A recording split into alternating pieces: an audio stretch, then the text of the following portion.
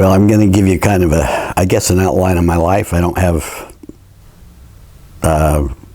diaries, but I found an outline I'd made in 1984, which is incredible, and I haven't touched it since then.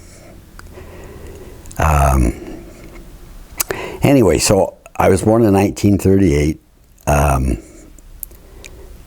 that was towards the end of the Depression, the Great Depression.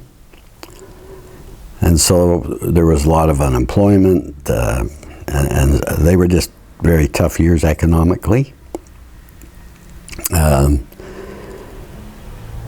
When they got married, my dad was making $85 a month.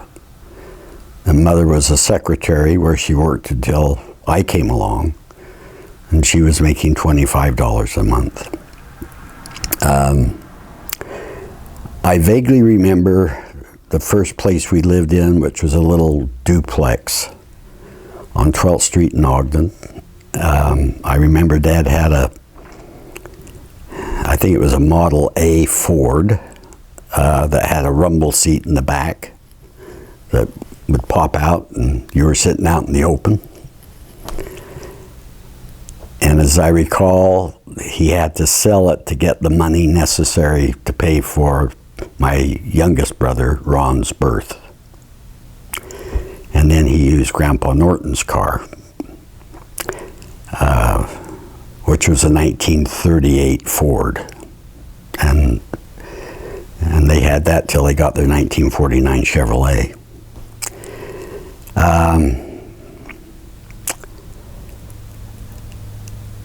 My mother always said that even though you don't have money, or if you're kind of poor, there's no excuse for being dirty. And so she prided in keeping her 3 boys clean and the house clean. My parents provided an excellent home environment for us. Anyway, my real memories of childhood are when they moved to Gramercy Avenue. And there were maybe 6 kids on the street.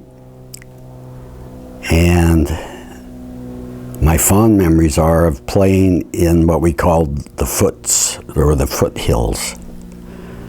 And there were 3 large irrigation ditches that coursed through the hills. And we called them first, second, and third ditches. Each got bigger. So first and second was a pretty good sized one, and then third was, my parents didn't like us to play in those ditches, but we did anyway. And I just have really fond memories of spending hours wading in those ditches. We'd try in our own way to dam them up so we could have a swimming hole, and we could never get the dam to hold the water, but we had a lot of fun trying. And back then, there really wasn't anything in the hills until you got up into the mountains, where now it's all filled with homes. Before then, if you wanted to go up to Bear's Cave, it was a long hike. Whereas now, where Mom and Dad lived on Hudson, you could be to Bear's Cave in 20 minutes. But growing up when I was young, and I think we lived there until I was about 9 years old, I just have fond memories of playing in the foothills. Our family did take several trips. Bryce, Zion's. I remember 2 trips to California, and seeing the ocean was really incredible. And I always thought it would be neat to live in California, but knew I probably never would. And here we've been living here now for quite a few years. But anyway, I remember on those trips, we'd stay in motels. We never ate in restaurants that I recall. So Mother would we'd have breakfast in the motel room, cereal. Mother would make sandwiches for the day, and then in the evening we'd have like Campbell's chicken noodle soup or something, and they had a Coleman stove that they would bring along to heat whatever we had. And back to the 38 Ford that Dad had, it would get vapor lock, and so he always carried a jug of water with a cloth so that he could cool off the gas lines. That if they got heated, it would create a vapor and block the gasoline from flowing and stall the car.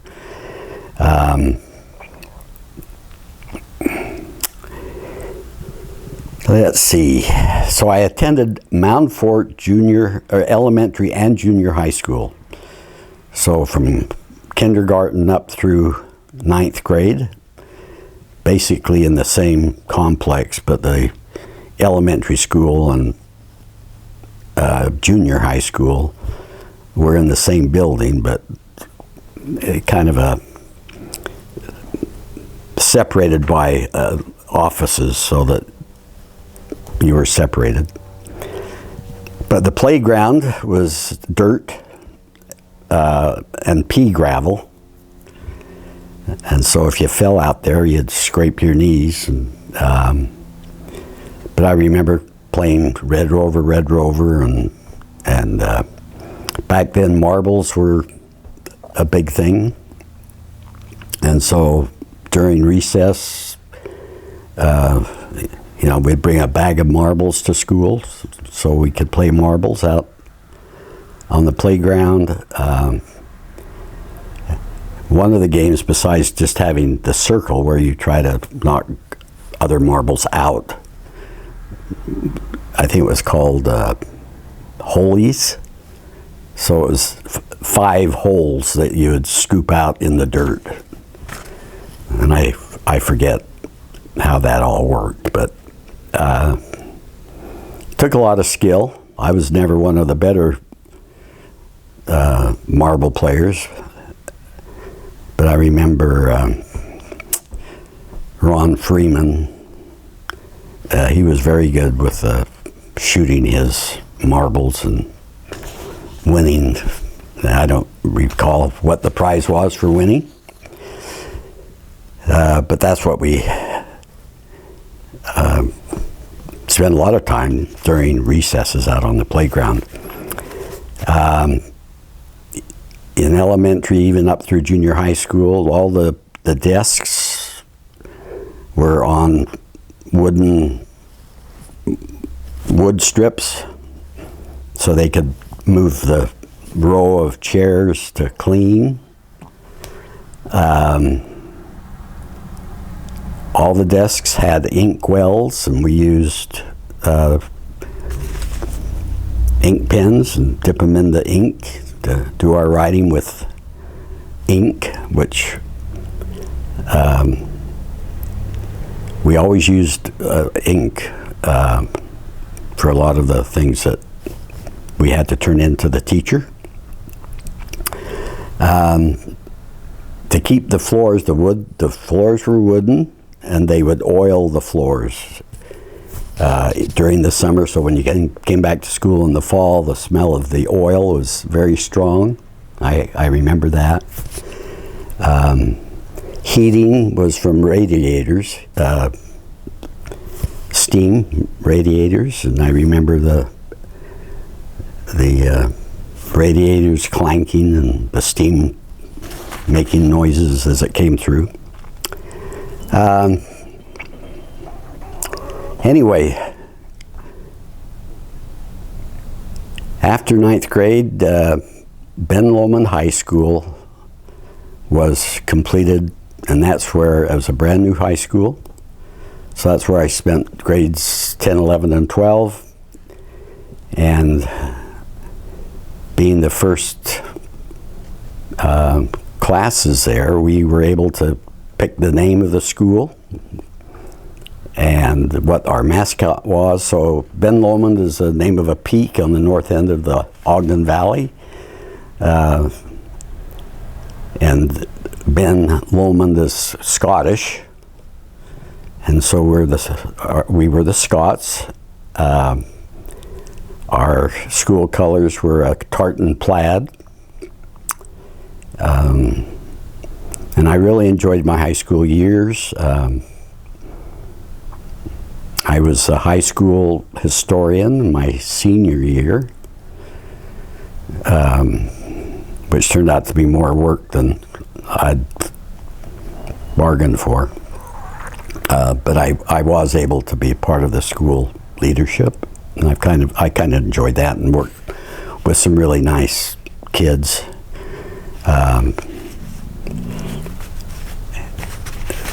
I would guess that probably 80% or maybe 90% of the kids were LDS, but I was never aware of who was or who wasn't LDS. So religion wasn't on the radar, you know. I assumed that, because I had a lot of good friends in high school, but I have no idea whether they were members. Some I knew were, but for the most part, had no idea.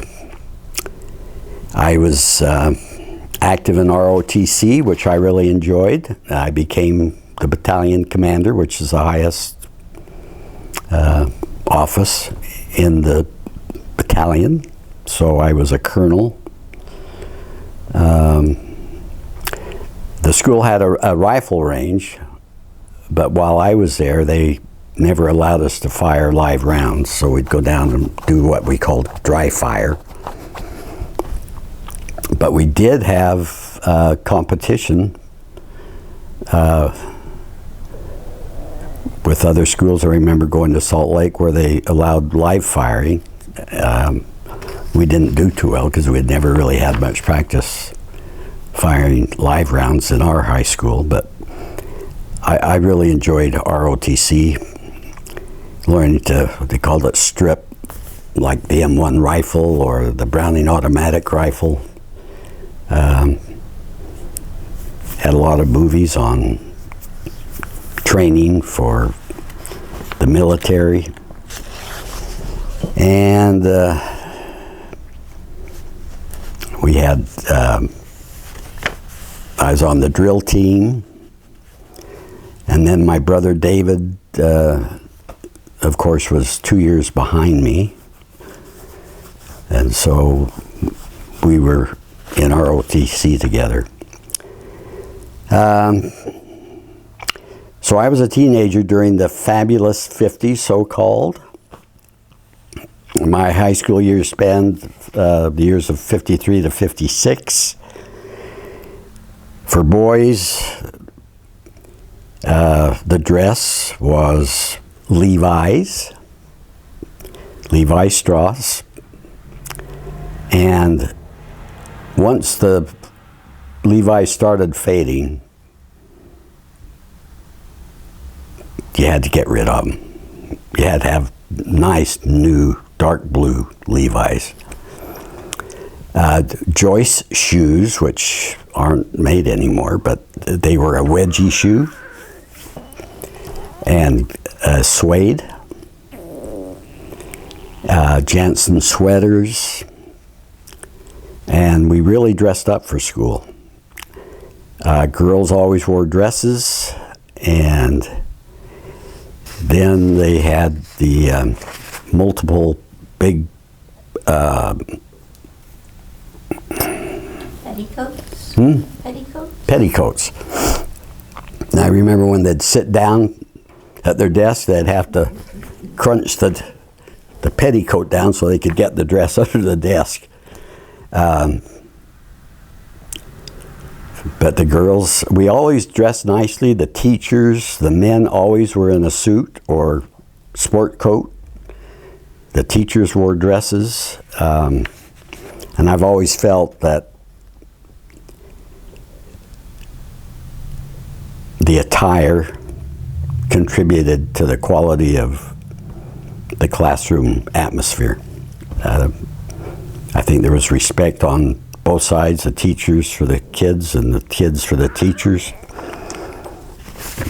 Although I do remember in junior high school getting whacked pretty hard on the head by one of the few teachers I remember names of, D.D. Lampf.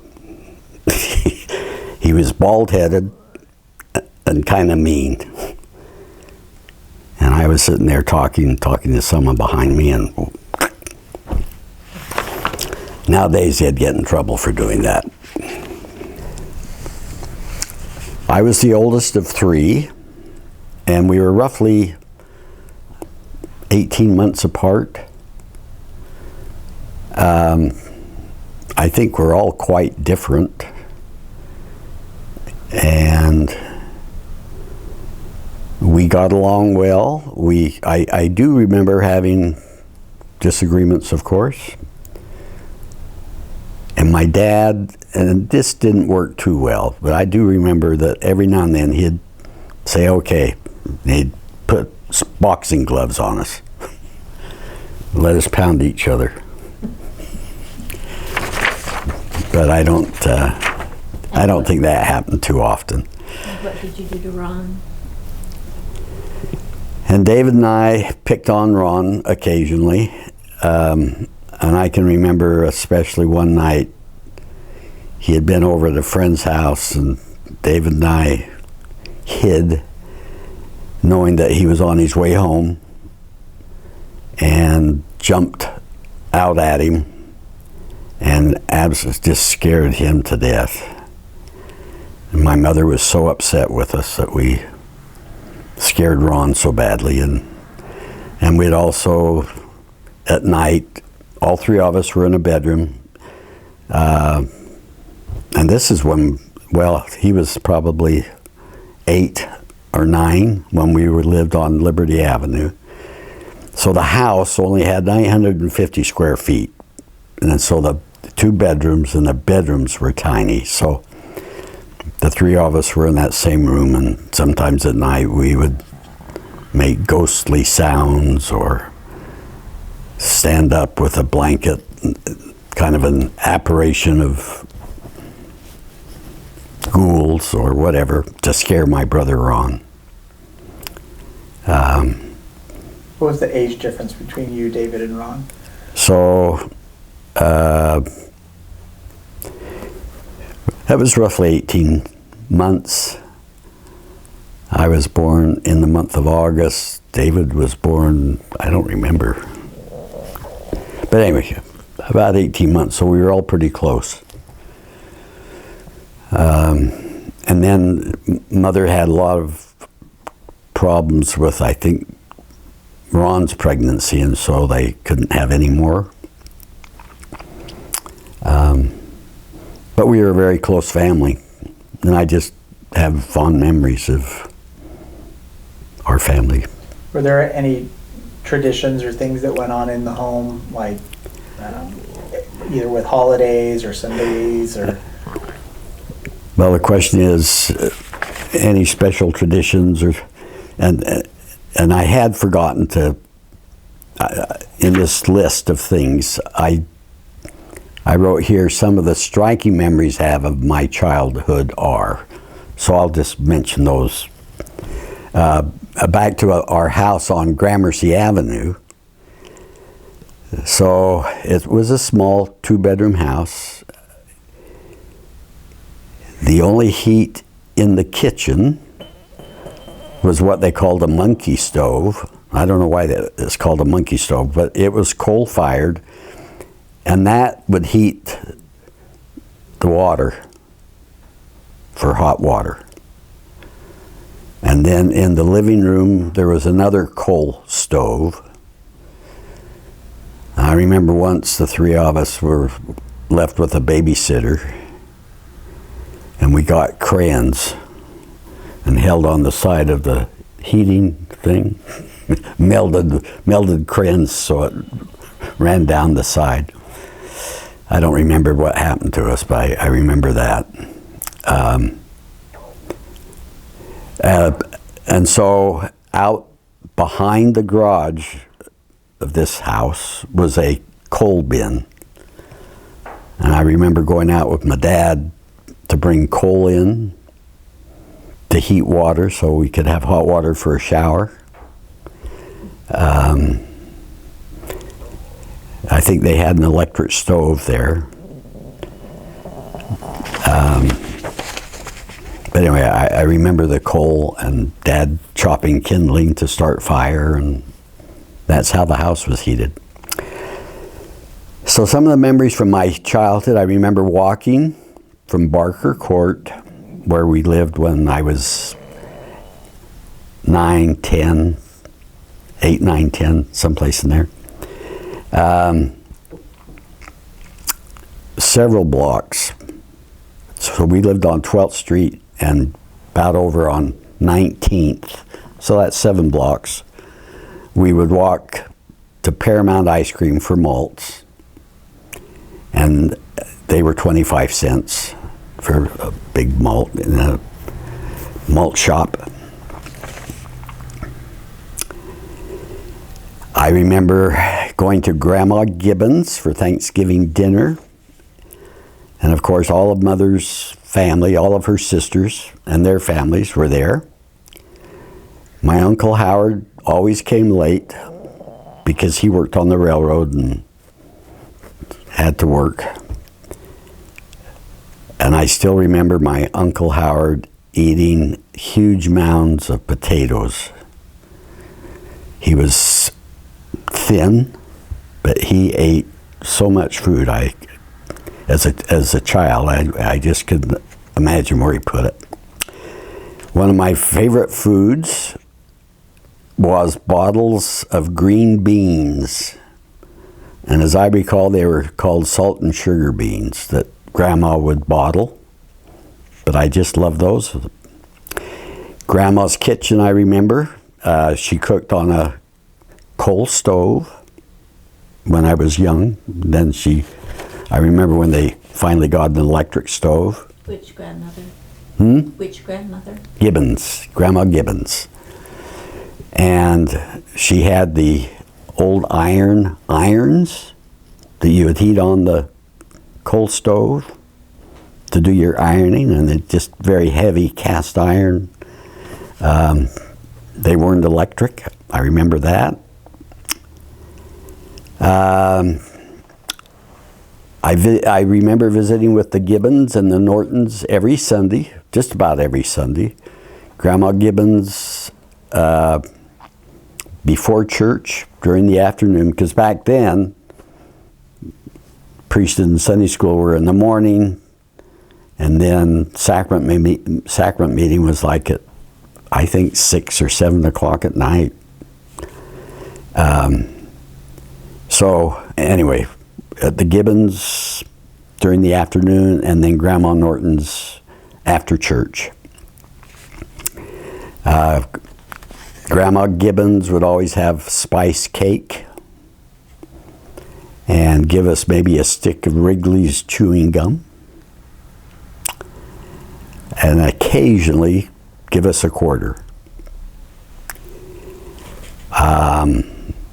We always spent Christmas Eve at Grandma Gibbons and had breakfast at Grandma Gibbons, and then go to Grandma Norton's for a Christmas dinner. And both of them were very good cooks.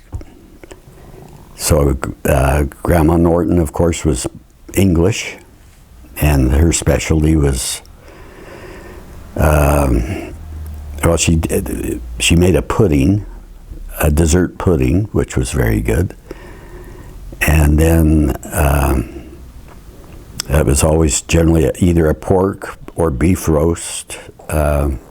Anyway, I have fond memories of eating both of my grandparents' homes. On the corner by our elementary school, Mount Fort Junior High School and Elementary, and near Barker Court where we lived, was Dover's White Cliff Confectionery. It had a marble soda fountain with glass enclosed candy displays. And I can still remember at Dover's when ballpoint pens first came out, and I thought those were incredible because we were used to having the pens with the ink wells, where you'd have to dip the pen in. Anyway, I remember waiting for Fleer's Double Bubble chewing gum, and they were wrapped with, inside the wrapper was little cartoons. I still remember those. I remember at the grocery store, Burnett's, the wooden floors. I also remember once stealing something from the grocery store, and my mother found out when we got home, took me back to the grocery store and made me give it back and apologize. And I remember as a little boy running to keep up with my mother in downtown Ogden. Mother was a fast walker, and I've always been a fast walker, probably because of trying to keep up with my mother.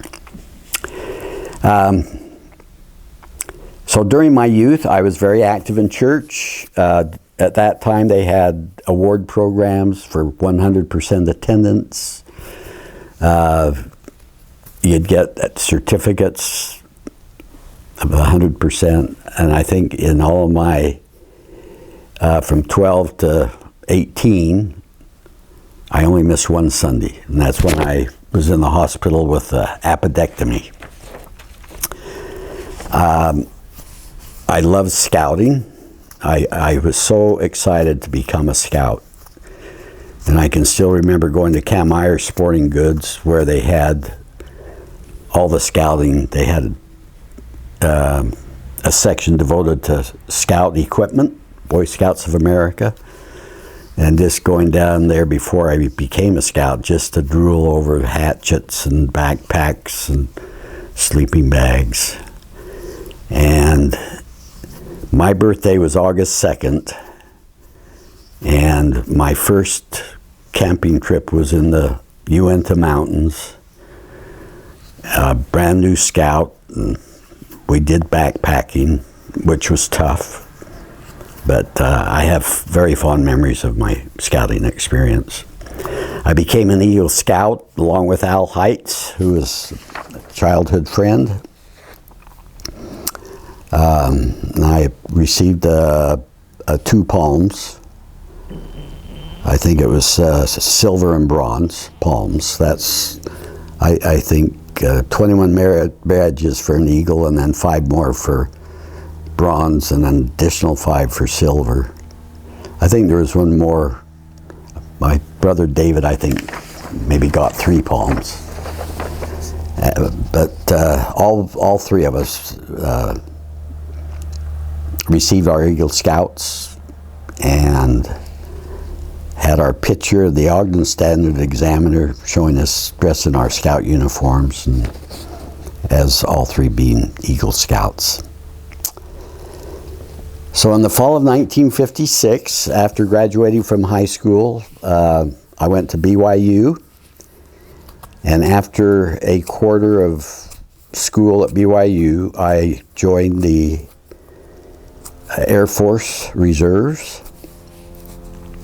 And so I went to Lackland Air Force Base in Texas for a month of basic training with the regular Air Force, and then 3 months in Francis E. Warren, at Francis E. Warren Air Force Base in Wyoming. I forget what my specialty was called, but basically it was a clerk. But I still remember, so I was always a pretty good typist. Mother insisted that her 3 boys learn how to type. And back then they had typing classes in high school. And so she made all of us take typing. But when I was at Warren Air Force Base, that's where I really learned to type. And I still remember my instructor, who was a civilian, but a petite Italian woman, and I really enjoyed her. And So anyway, so that was 1 month at Lackland, 3 months at 1 month at Lackland, 3 months at Francis E. Warren, and then 2 months at Hill Air Force Base for my 6 months of active duty, followed by 7.5 years of active reserve. So for years, quite a few years, I went to reserve. And then I don't remember why.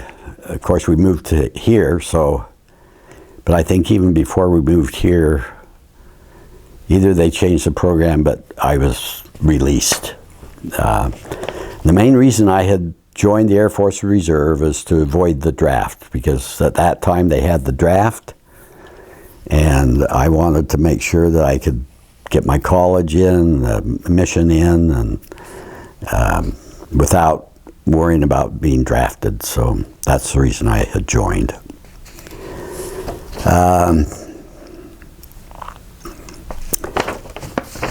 When I turned 20, I went on my mission. At that time, young men had to be 20. I think women had to be, I'm guessing, 24, 25. So when I was on my mission, you didn't have any young women they were all a little bit older. And I was called to serve in the Canadian mission. My first mission president was President Lewis, who I thought was an old man, very nice, but he was probably 65. So I entered the mission in September, and then the following April of '59, Lewis's had completed their mission, and our new mission president was Thomas S. Monson. And I first met President and Sister Monson when I was serving in Montreal. So it was a real treat to serve under President Monson, and he hadn't been there long until all of the missionaries felt that someday he would be a general authority. He just had that presence about him. Photographic memory, tremendous speaker, a good leader. And so, and then the last 6 months of my mission, well, I lived with the Monsons. Their mission home was at 133 Lyndhurst, which was in an old Victorian home that was, I think, 3 stories. And so the Monson's residence was in that home. They essentially lived on the 2nd floor, and then there were a couple of bedrooms there for the sister missionaries who were serving in the mission home. When I was called to be the mission secretary and editor of the Canadian, which was I think it was monthly, maybe quarterly. No, it was a monthly newsletter. So I served as president. Back then, the mission president had 2 counselors. His first counselor was a member of the church from the mission, and he was kind of responsible for the branches. At that time, there were no wards. It was before there was any wards or stakes there. And then the second counselor was a missionary who, today, they are called the AP. But I was President Monson's counselor for 6 months, did a lot of traveling with him and general authorities.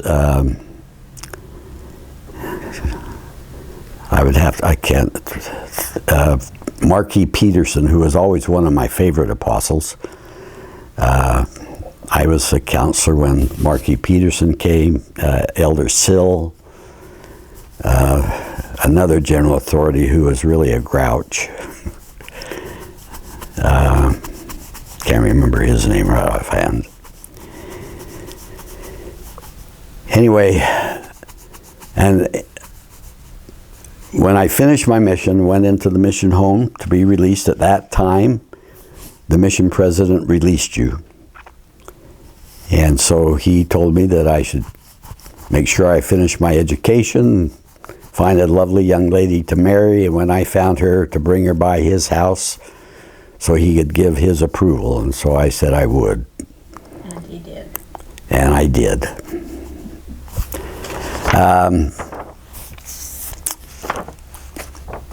Which brings me to what I have noted here in this little write-up here. The most rewarding and lasting event up to 1984, when I wrote this, read my marriage to Joyce McClellan on September 7th, 1962.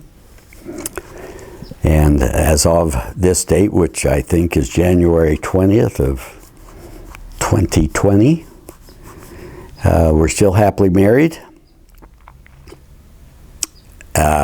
We have 4 lovely children who all graduated from college. They all married well and have good families. We have 14 grandchildren, one of whom is deceased, Danon. We love our family, and they're our great joy in life. Church-wise, I've always, when we moved to Mar Vista after our marriage and finishing school, I was in 3 different bishoprics in a row, so 14 years straight. And then I was on the High Council, and then I became a counselor in a stake presidency, and then stake president, and that was a stretch of 14 years. And now I'm currently serving as a counselor in a YSA ward bishopric, and I've been in that calling for 2 years. And your mother and I, of course, served as president and matron of the Toronto Temple from 2011 through 14, which was a wonderful experience. And so I enjoyed being a sealer when we returned home, but when I was called into the bishopric, they told me I couldn't be a counselor in a bishopric and still be a sealer in the temple, so I chose to be released rather than being released from the bishopric. So, but I've still been able to marry my grandchildren, even though I'm not an active sealer in the temple, and hopefully when I'm released from the bishopric, I'll be a sealer again. But you're an ordinance worker. You're an ordinance worker. Yeah. So Grandma and I, your mother and I, are currently serving as ordinance workers. Before I went on my mission, I was at that time they had a program called Master M-Men and Golden Gleaners. So I decided to become a Master M-Men. And one of the requirements was to read a book and give a report to members of the M-Men and Gleaner class. And so I read a book that was in the Mar Vista Ward Library, Joseph Smith, An American Prophet, by, I think, Evans. The Mar Vista Library? Mar Vista Ward Library. It's before your mission. Not before. Okay. Yeah. So, yeah, let's back up on that. It was not from the Mar Vista Ward Library. The reason that came to mind is that when I saw that book in the Mar Vista Ward Library, when they decided to get rid of all the books, I knew that book was in that library, and I made sure I got it. So I still have that book. But anyway, so when I was 19, I read that book, and it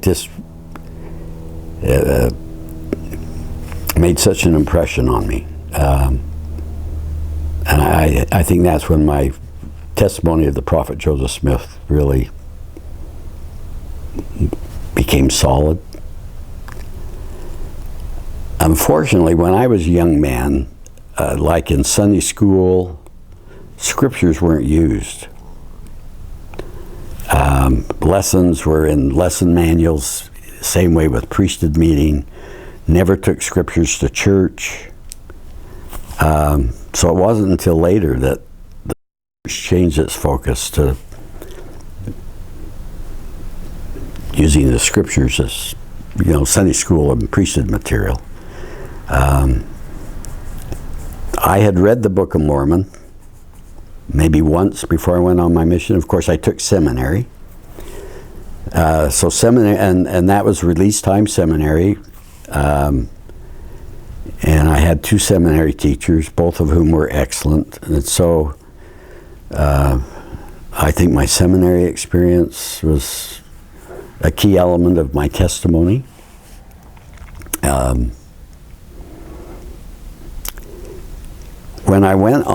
Before I went on my mission, as a teenager,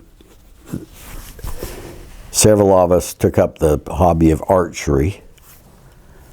And one of them, Dean Carlson, was an excellent archer, and he had killed a bear and had also been successful in deer hunts. So we decided it'd be great to go on a deer hunt before I left on my mission. So we went up into the Uinta Mountains. And to make a long story short, I got lost tracking some deer, and I wasn't paying attention to where I was going. And then I happened to notice that the sun was starting to get low in the sky, and that meant it would be dark in maybe 45 minutes. And then I realized I was lost. And even though I was an Eagle Scout and knew better, I didn't have any matches, I didn't have a flashlight, I didn't have a compass. And I kind of panicked. And so I decided I'd better get out of there quick. So I started running, and I twisted my ankle. Not seriously, but enough to say that a sign that I needed to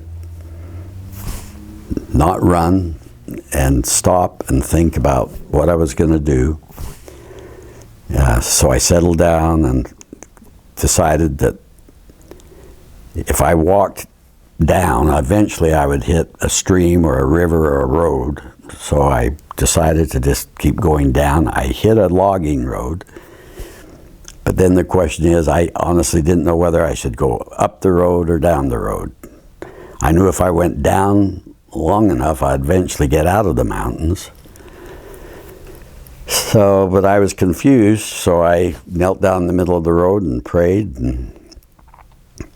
and then I had a strong impression that I should go up the road instead of down the road. But logically, I still felt I ought to go down the road. But I decided to follow that prompting. And after about 5 minutes walking, by then it was dark. And through the trees I saw a flicker of a campfire, and that was our camp. So, and that, I've never forgotten that.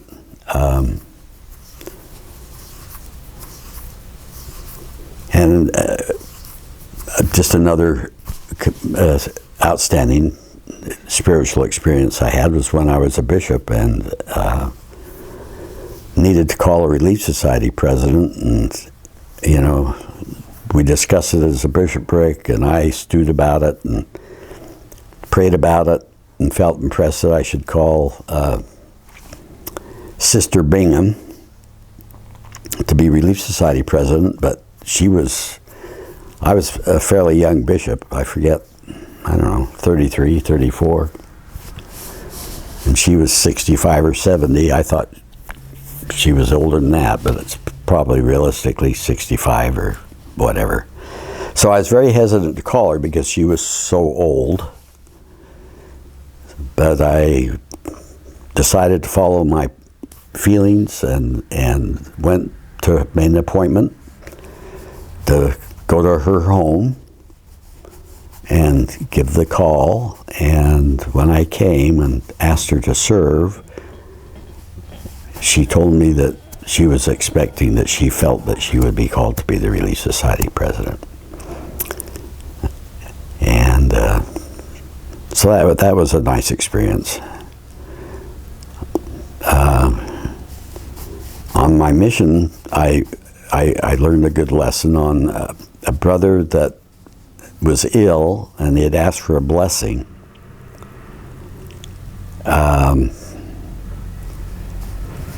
But I learned that in that particular case, his name was Morley Lem. Anyway, he had tremendous faith. And he got better, but it was very clear to me that it was his faith. Now I'm going to guess the blessing was important, but I knew it was his faith that made him whole. And I've always remembered that. I guess I know you've told us before, but maybe just your experience in deciding to ask Mom to marry you and how you proposed.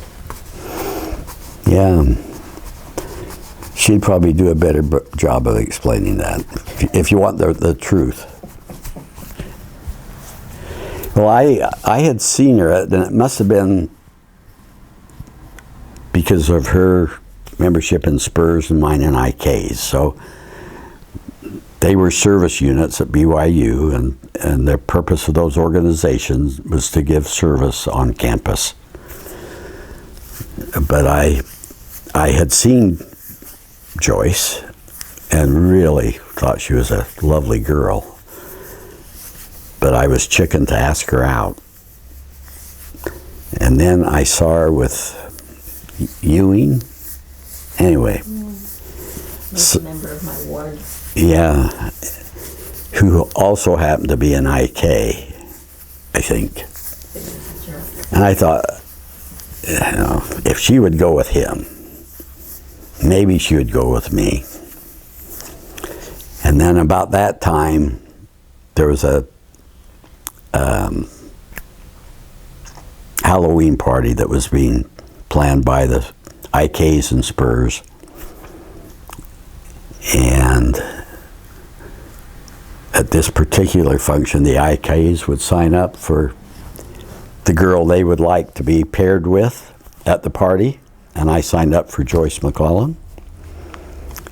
And we had a good time, so that was in October. And then she flattered me by asking if I would be her dance partner, because she was running for Belle of the Y. And part of the contest was dance. And so that's where our friendship, I guess, really blossomed.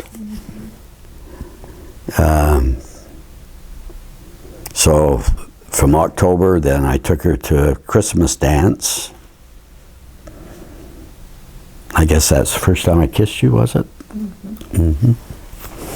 On a cold winter night. That's my story to tell.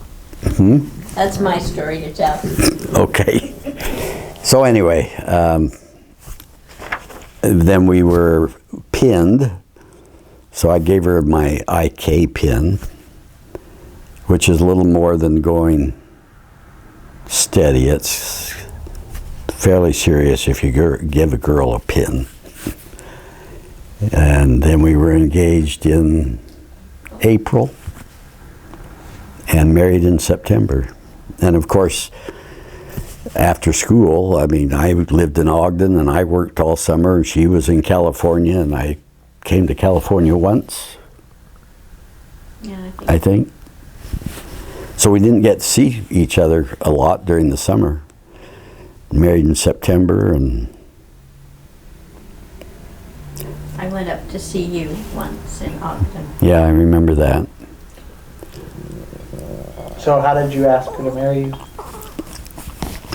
I don't remember. You do. No.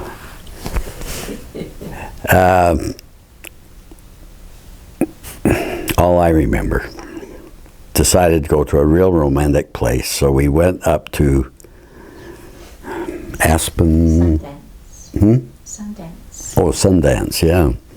Robert Redford Ski Resort. Moonlit night, Parked by a little stream. parked by a little stream. What? It won't pick you up. Parked by a little stream, and I proposed to her, and she accepted. I made a study of diamonds. When I bought that diamond, I looked for the, 3 C's? Color, clarity, cut. And then that ring was stolen several years later by a guy that broke in the house.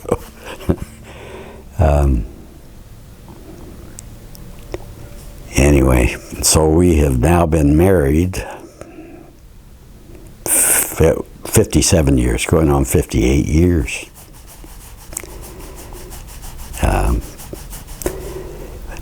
And then one thing I forgot to talk about. So we were married September 7th, and then I started, both of us went back to school, and I was working on my master's degree, she was working on a bachelor's degree in teaching, and my reserve unit that I had joined was activated during the Cuban Missile Crisis. So at the time, John F. Kennedy was president, Khrushchev was the premier of Russia, and the Russians were shipping missiles to Cuba. So Kennedy, and they had proof that missiles were on ships headed for Cuba. So there was a real standoff between Kennedy and Khrushchev, and so Kennedy activated the military, and my reserve unit was activated. So we had just been in school about a month, and I was pulled out with my reserve unit, so I had to drop out of school. And then the crisis, Khrushchev backed down, and so after a month I was released. But by then I'd missed too much to go back to school, so I got a job in Ogden. And then your mother finished up an accelerated, what they called a block plan at the Y, and then came to Ogden and finished her student teaching at Weber, where anyway, so we spent almost 9 months in Ogden. So once you had kids, what were your earliest memories of what that was like? Well, children are life-changing, you know. I mean, your whole life changes. Fortunately, I had a good job, and we wanted children. And so it was really exciting. I still remember, and at that time, husbands weren't allowed in the delivery room. So I still remember was it St. John? No, it was Santa Monica Hospital. I bought a little Hummel, which I did for our 4 children, each of them. So I bought a little Hummel of a little girl.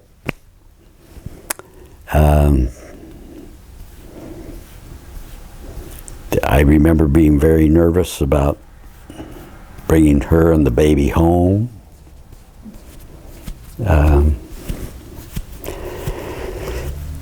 And then we had Nancy, was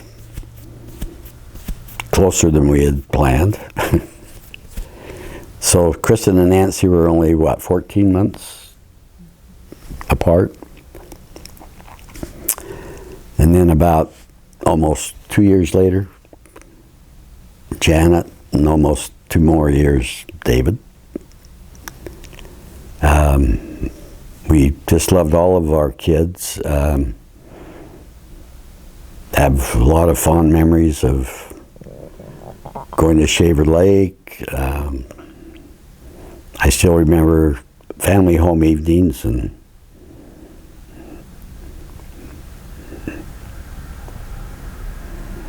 some of the trips that we took.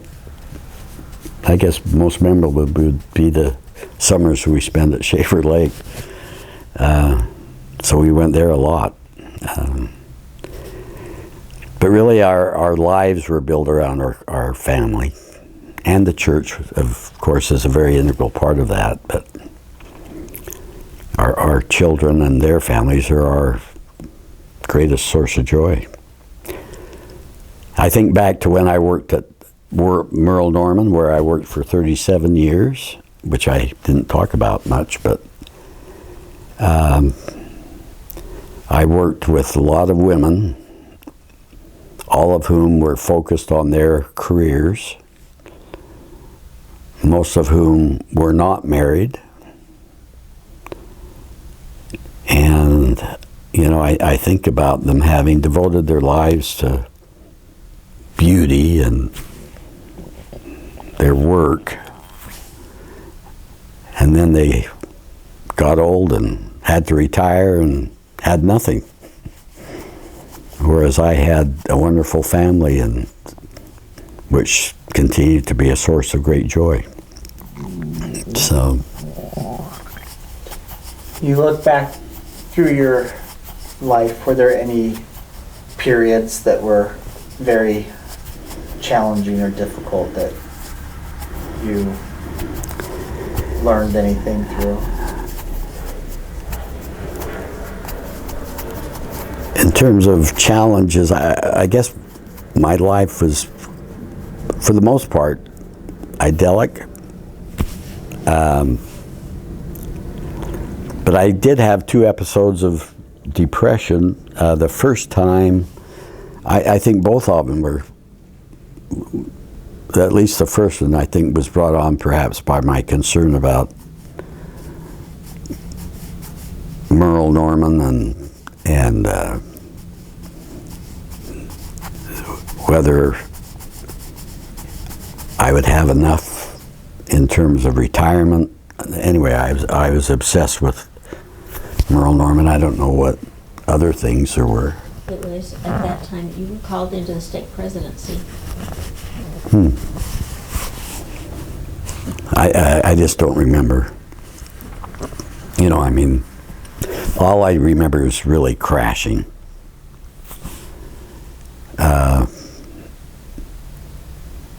And then we went to a psychiatrist, and I went on, I forget what medication at the time. But I pulled out of that one fairly fast, and then several years later, had another serious episode. But I think by then I was really worried about Merle Norman.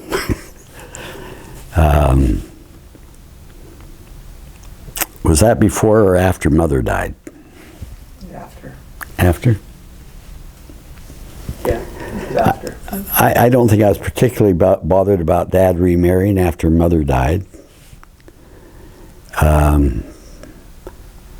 I was called to be a mission president. I was stake president.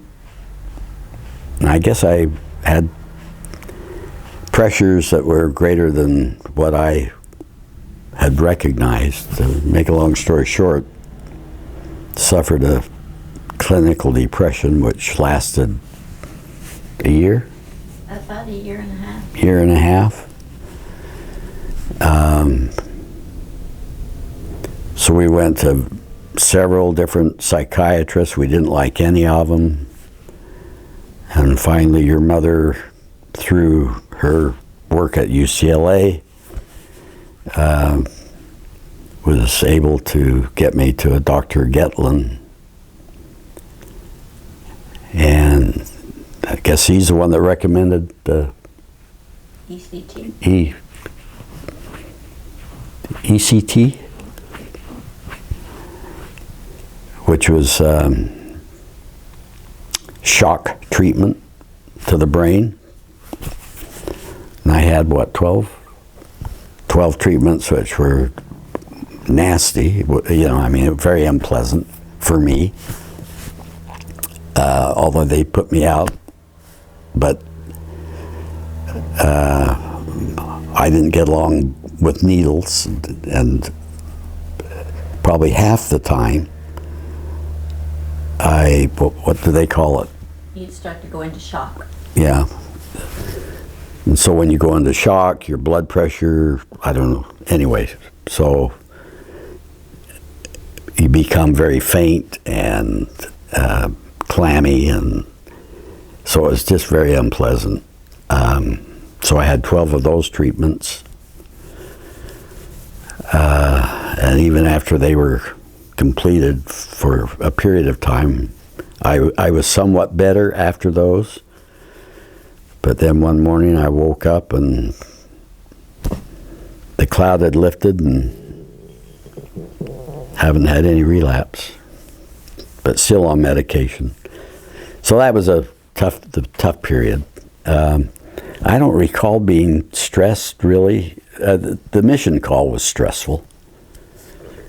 And I was probably fragile at that time, maybe, when I got the call. But I don't remember, other than worrying a little bit about Merle Norman. I enjoyed being stake president. That wasn't stressful to me. Work wasn't stressful. I worried about being a mission president, but not to the degree that it should have caused an episode like I had, but it is what it is. I think, you know, as a young man, when I was young, you know, most young men and women got married in their early 20s, late teens, early 20s.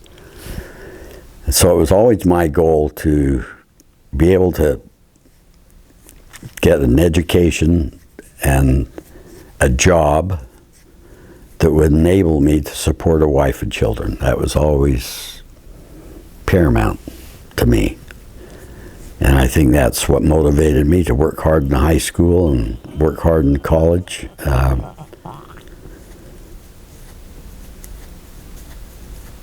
And so marriage and family were always part of my goals. And again, that's